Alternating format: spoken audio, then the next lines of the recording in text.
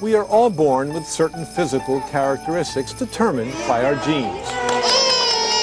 But does our DNA dictate how we act?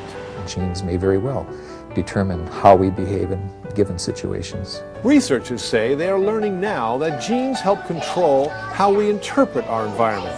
There has to be some kind of innate circuitry in place that allows us to create culture and acquire culture and do the learning. But can environment influence which genes are triggered? What really matters is which genes are turned on and which genes are turned off. And different genes are turned on and off in different circumstances. That leads to debate over the role parents play in influencing their children.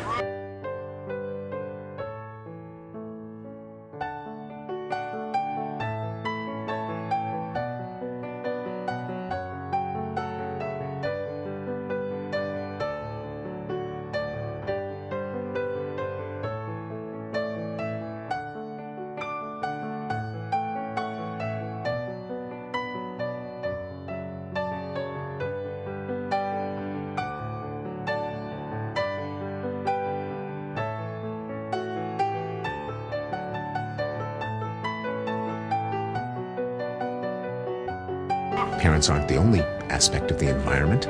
There's also the surrounding culture. Some believe the stronger social influences happen outside the home.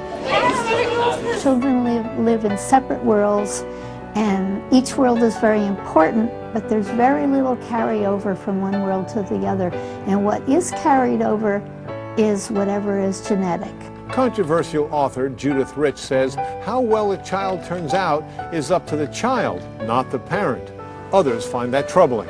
We would encourage parents to be either passive or hopeless or helpless in the face of certain challenges that they would assume were genetic. As the debate rages, what's clear is that as scientists study DNA, they are learning more about ways to fight disease and perhaps understand better what makes us tick.